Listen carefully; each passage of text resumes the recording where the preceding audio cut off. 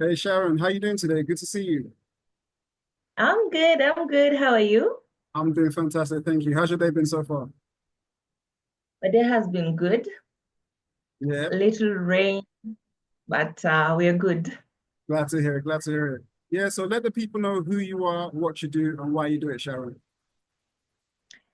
Okay, I'm Sharon Amondi Monica, and I'm a counseling psychologist. I love mentoring adolescents and young people. I actually work with young people a lot, so I'm mostly found in schools and anything that has to do with kids. Right. So when you think back, like when before you started wanting to work with counseling in counseling psychology, what was your kind of mindset around it, where like you felt like this is what you want to do going forward? What was going through your mind before you made that decision that that's the direction you wanted to go in? I think I made the decision to be a counseling psychologist at a time when I was going through depression. So it wasn't kind of something that I just woke up that, oh, it's my passion, I want to do this. No, I just started it as a journey of healing. Well, I actually joined the classes uh, in bid to find healing, to start my healing journey and, to find myself in a better place. But somehow I picked interest in it and started having a passion. I think also because before that, I've like been working with people here and there, talking to them, uh, maybe call myself like a lay counselor. But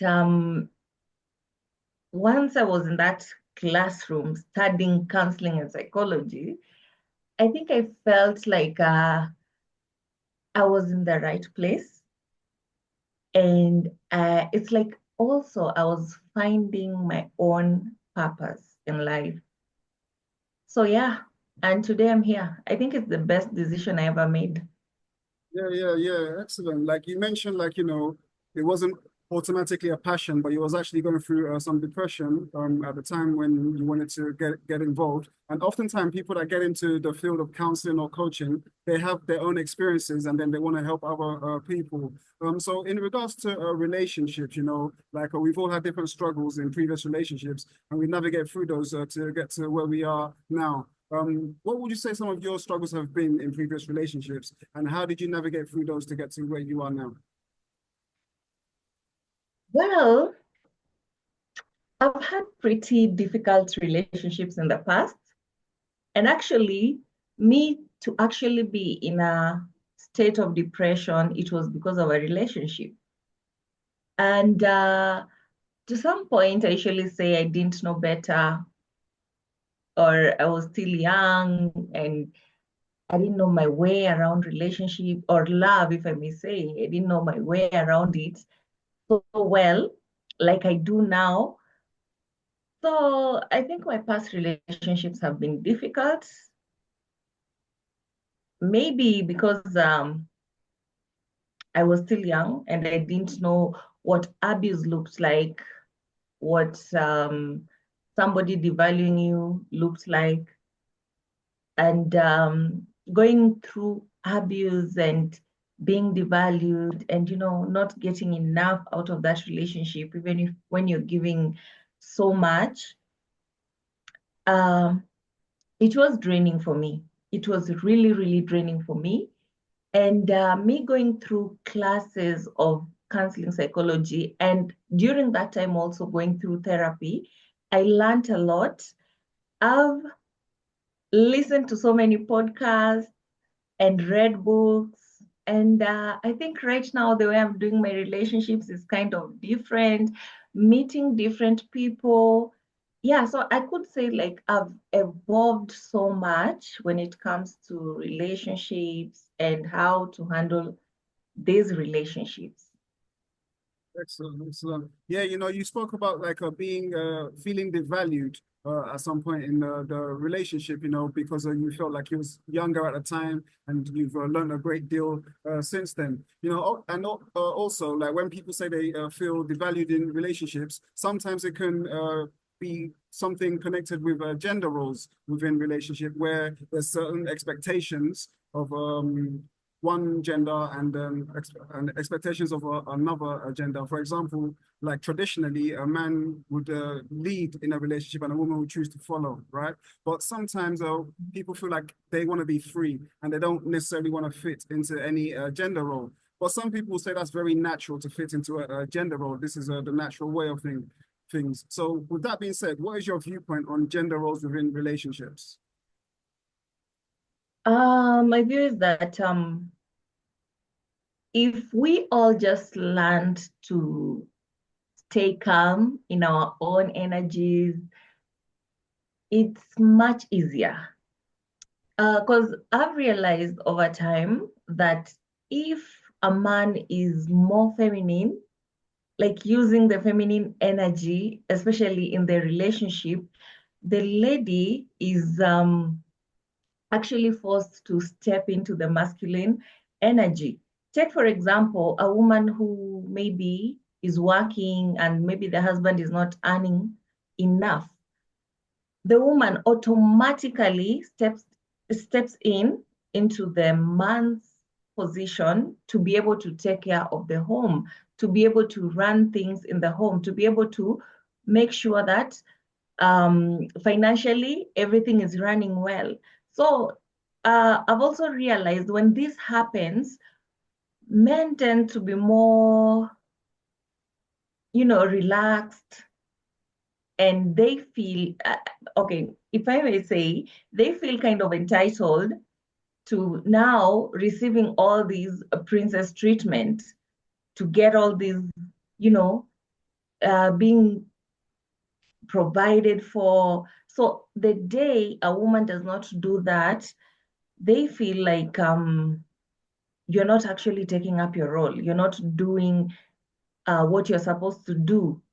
You maybe if you're a woman, you have been paying rent, covering up for your husband, paying rent, doing all these.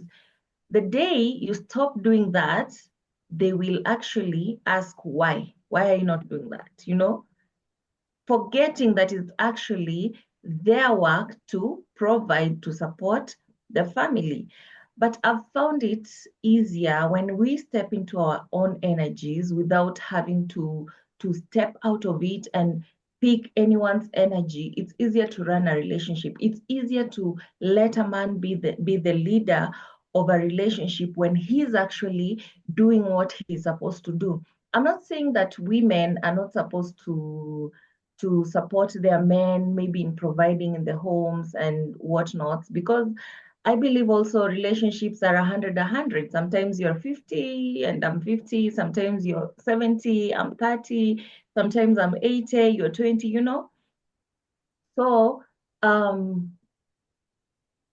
women are, yeah, we are helpers, we are called to support, we are called to, be the backbone of our men. But I believe that men should just stick to their position and their energies and make it easier for women also to be feminine, to do everything feminine. These things that men complain so much of, oh, women nowadays don't cook, they don't clean. I think it's because most women have been forced to step up into that masculine energy where they have to provide, where they have to. So it gets tiresome to be feminine at the same time. Do what you are required to do as a woman, and at the same time, do what men do. It's kind of hard. Excellent, excellent. Yeah. Yeah, speaking about the masculine and feminine energy, it is certainly more prevalent for women these days to want to be independent and work. And even though it can trigger more masculine energy, they still value their independence. So women that like choose that route to work for themselves and to make their own kind of way in life, they like to immerse themselves into their career, and like they feel like they're in control of that. But sometimes when they immerse themselves into their career, it causes a gap between that and their intimate side, because they start to neglect their intimate side, to the point that they don't know how to bridge that gap again. So in your viewpoint, for women that have immersed themselves fully into their career and have created that gap between themselves and their intimate side, how can they start to bridge that gap again once that gap has been created? I think finding a masculine man. So this is me speaking from experience. I think at some point I had stepped into the masculine energy where I felt like, oh, I needed to do this. And if I was dating anyone, I felt like, oh, I needed to give them money whenever they said they were broke. I needed to, like show them the way. Whereas that was not my work. My work is to support, you know. But then I got into a relationship where I met masculinity in itself. And I kind of just felt easy.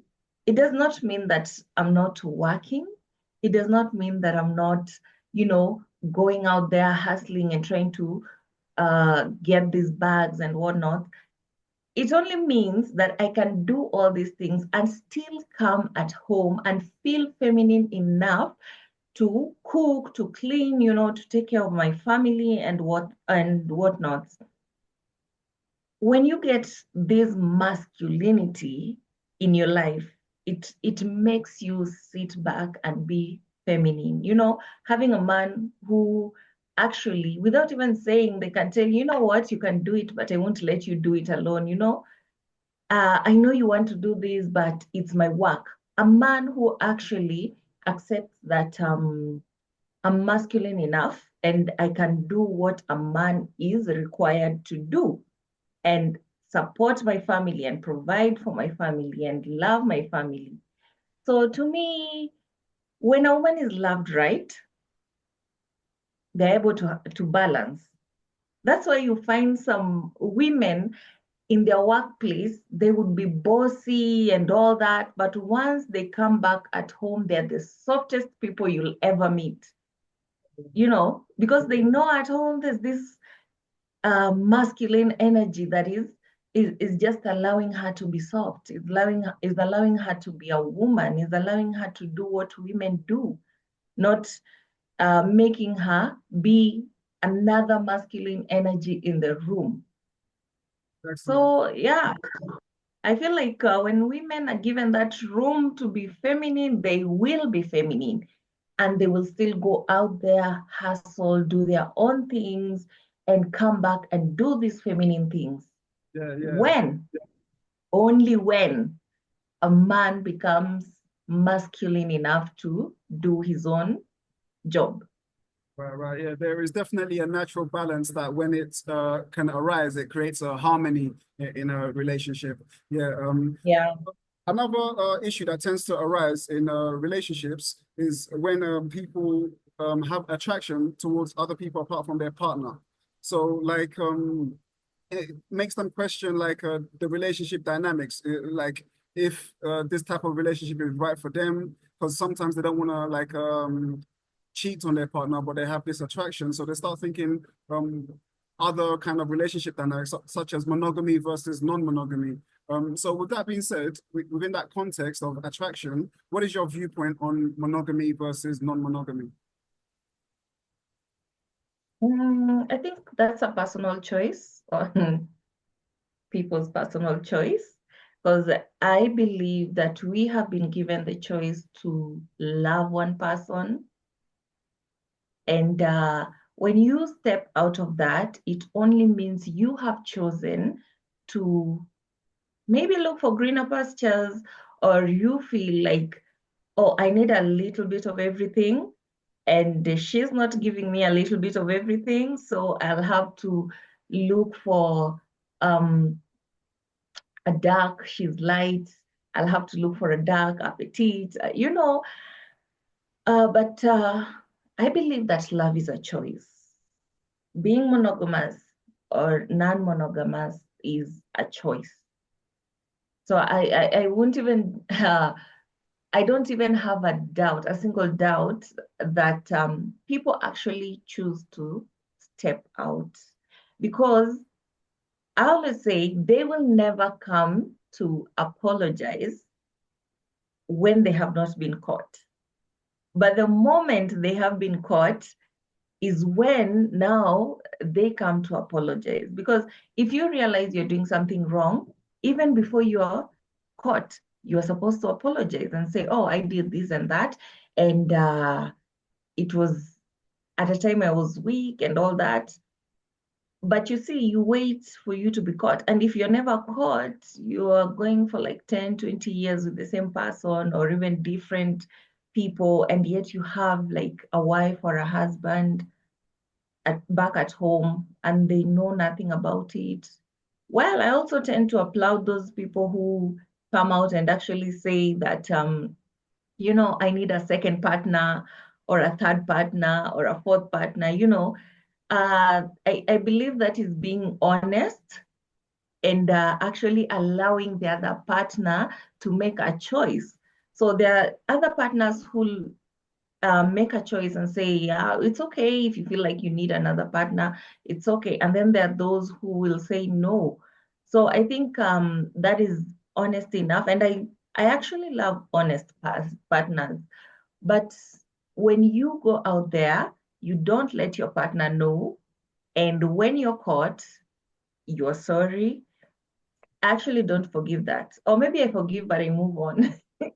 But I think it's a choice. It's actually a choice for somebody to It's say, interesting. Yeah, yeah. It's yeah, interesting that you mentioned, like people apologizing after infidelity. And I do want to speak further on that. But before we do that, like another issue that tends to come up in like regardless of if it's a monogamous or non-monogamous, is jealousy within relationships. In a non-monogamous example, it could be like, oh, I noticed that you are spending more time with that partner than you are with me. Or in a monogamous situation, I notice that you're looking at this person or talking to this person, and it makes me feel some kind of way. So the person that's always accused of these things, it starts to feel like, how can I let my partner know that there's nothing to be jealous about? And the person that's always feeling these jealous emotions, in your opinion, how can they start to deal with those jealous emotions? okay. I will say, if you know you're jealous, don't put yourself in a position where your jealousy is going to come out or is going to be at play. So if you know you are a non-monogamous person and you don't vouch for that, just don't be a part of it. Do not participate in it. I know sometimes we are just because I don't want to lose this person, I'm just gonna allow them to have other partners. But then again, all this brings out our triggers. It brings out now the jealousy, the envies, and whatnot. And at the end of the day, I'm even scared for this generation because at the end of the day, we witness deaths, we witness a lot of horrible things people do because of finding their partners with other people, or just because they feel like their partner is spending more time with this other person. So I would say, do not participate if you know you cannot fully handle the situation. Right. Excellent. So, speaking further on infidelity as well, because we was talking about for apologizing after cheating. Some people feel like, okay, if their partner would ever cheat on them, that's it. There's no need for apology. We're finished, right? And some people feel like, okay, we can talk about this. Let's figure out what happened, and let's try to move forward if there's truly something to hold on to in our relationship. So, with that being said, what is your viewpoint on forgiveness after infidelity? Do you feel like the relationship can get back to where it was, or do you feel like there will always be something lingering in the back about what happened? Um, I think I'll give it a two-way. there are relationships that will actually work out or maybe become better. It may not remain normal or go back to the way it was, but it may be better or become even worse. Because number one, if you find a partner who admits that it was just uh, one of those weak moments, because we all have those weak moments, because we talk about self-control, and self-control, it only means that we are going to have weak moments, and these weak moments will either bring out what term should I use? Will bring out that self-control out of us, or actually we fall into those temptations and actually look for other partners. But then again, there's this side of a partner actually stepping out because of pride, because of their own insecurities, because of their own lack, emotional lack, depending with whatever circumstance, So when we talk about somebody who maybe just fell into these temptations, is somebody that can actually come to a realization that, oh, I'm actually doing something bad and I'm actually hurting my partner. So if they have a partner who is willing to talk, or they have a partner who is willing to forgive this weakness in them, they can they can actually find themselves in a better place where they already know this is what made me fall into temptations. So why not work on this particular thing? But then again, there's this person who is cheating or having multiple partners out there with no remorse, with full of pride, and playing their own insecurities out there, because I've ever had one man say that they actually cheated on their partner because they felt like their partner was doing well and was, you know, like somebody who was just above them. So they needed somebody who was a little bit below them, somebody they could tell and do, and they just ran. Actually, they gave an example of, oh, I want a woman. If I tell them to back, they will back. That is what he was saying. But then again, I thought to myself, this is somebody who just has insecurities of their own. So somebody like this, if you forgive this person, this is somebody who maybe will apologize, but the apology will always come with an excuse of, oh, I cheated because of this and that and that. But all these excuses are pointing to what this other partner actually did, not admitting to their own weakness.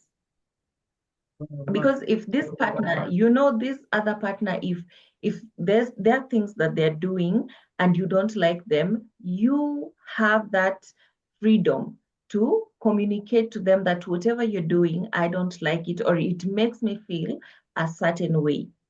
But if you take up your own measures and your own revenge without talking to your partner, it's actually going to backfire, and it will backfire in the nastiest way ever. Right, yeah, for sure, for sure. Honesty is definitely the best policy, when it comes to those certain type of things, and being humble in like your own actions, and being Yeah. forthright as well. Yeah.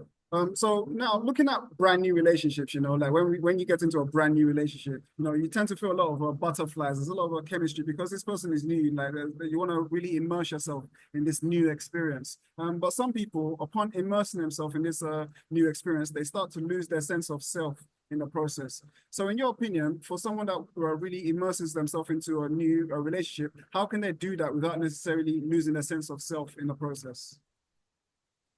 I actually tell myself that if you get into a relationship and you feel butterflies, you need to get out of that relationship as soon as possible. Because I don't believe butterflies are actually good thing. They're actually a warning sign that whatever you're getting into is not right for you. I believe that whoever we mingle with, whoever we get into a relationship with, there are always telltale signs, either through your body or how you feel whenever you meet this person. I actually loved those butterflies when I was young, and I used to feel like, oh, if I see this person and I feel these butterflies, then it's love. But I came to realize it's actually the opposite, because your body is actually telling you this person is not right for you. I believe when you get a partner, you're supposed to feel the calmness of it. You're supposed to feel happy. You're supposed to feel joyful, and not all these butterflies. Look at it. Butterflies come with anxiety. Whenever you get these butterflies, you're anxious, yeah? What happens next? You lose yourself into this relationship. When you lose yourself, this person actually takes the advantage and can do anything to you. And because you feel you're weak, you feel like you have no control even over yourself, by the time you will wake up, or if you ever get back to your senses, you'll actually realize your life has been wasted, your life has been drained, that the things you're supposed to do a particular time, you have not achieved them. Look at what butterflies do to us. We are not able to do our own things. We'd rather fulfill this other person's dream. We'd rather, do good things for them, but we don't do good things for us. We don't think about ourselves at that particular moment. So I'm sorry, but I don't believe in butterflies. I don't. Right. Excellent, excellent. Yeah, Sharon, like, I want to thank you so much for coming on. Thank you for everything that you've shared. Where could people find you, find out more about you, and find out more about what you do? I'm on LinkedIn. I'm actually more active on LinkedIn than these other Okay, on LinkedIn. social media pages. Excellent, excellent. Yeah. For the viewers as well, Sharon is also with us on Mates Coach, so you'll be able to find her on Mates Coach. And the link to her socials, including her LinkedIn, will be in the description below, so you can contact Sharon and find out more about what she does. Once again, Sharon, thank you so much for coming on. Any final words before we wrap up? It was lovely being here and talking to you. It was actually, I felt that good vibe from this whole conversation. And I believe, yeah, people learn one or two, three things. Um, and just one thing maybe I would like to tell everyone is to love themselves first, carry their own joy, carry their own peace, carry their own God, even when you get into that relationship, because the relationships do not provide joy or love or peace that we so much seek from this other person, but it's within us. Thank you so much, Sharon. Thank Have a you lovely rest too. of your day now. Okay.